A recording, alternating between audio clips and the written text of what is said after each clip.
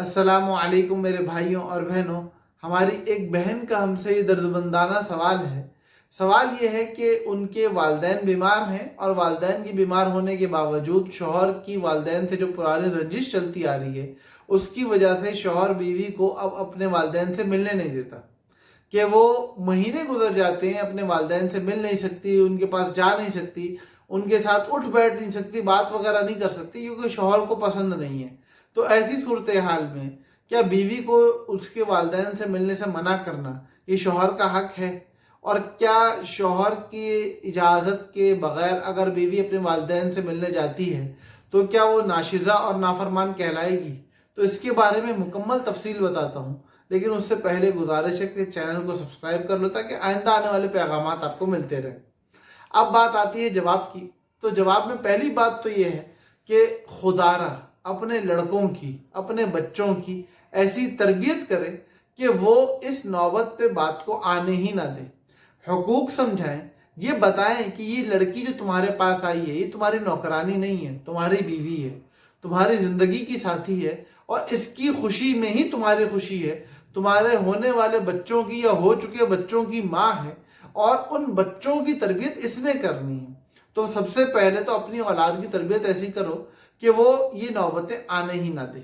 लेकिन चलो, अब अगर मामला इस तरह का बन जाता है जो सूरत सवाल में पूछी गई है, उसके हवाले से सीधा सीधा जवाब ये है कि फुकाहा ने, मुफ्तियाने किराम ने, हमारे दीन के समझने वालों ने हमें ये बात समझाई है कि अगर शौहर बीवी को वालिदैन से मिलने से मना करता हो तो उस सूरत में बीवी के लिए ये बात जायज़ है कि शौहर के मना करने के बावजूद हफ्ते में एक बार आम हालात में अपनी वालिदैन की ज़ियारत के लिए जा सकती है, उनसे मिल सकती है, अगरचे शौहर मना ही क्यों ना करता हो। हफ्ते में एक बार जाके मिले और वापस आ जाए।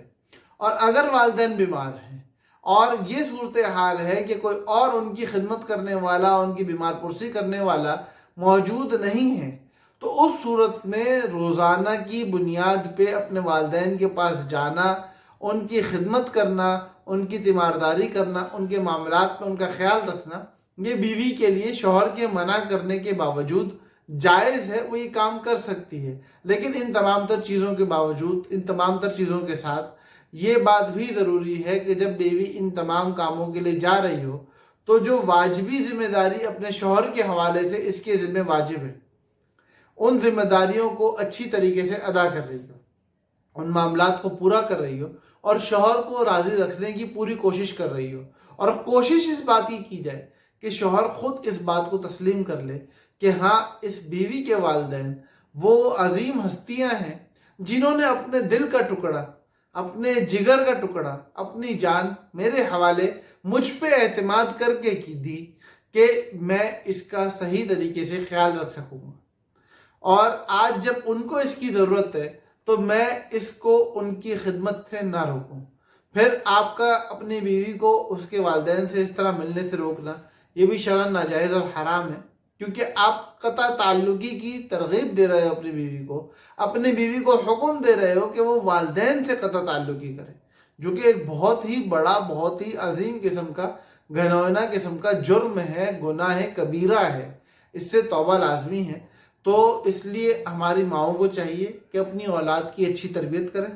हमारे लड़कों को और आदमियों को चाहिए कि अपनी ज़िम्मेदारी को समझें और औरत को अपना ग़ुलाम और पैर की जूती समझने के बजाय अपने सर का ताज बनाएं, ताकि वो आपको बादशाहों की सी सूरत, बादशाहों की सी सीरत पे लाने वाली बने। अल्लाह पाक हम सब की ज़िंदगियों को खुशियों से भर दे और हमें अपनी घरेलू ज़िंदगी को संवारने वाला बनाए। अल्लाह पाक हम सब का हामी और नासिर हो। अस्सलामु अलैकुम व रहमतुल्लाहि व बरकातुहू।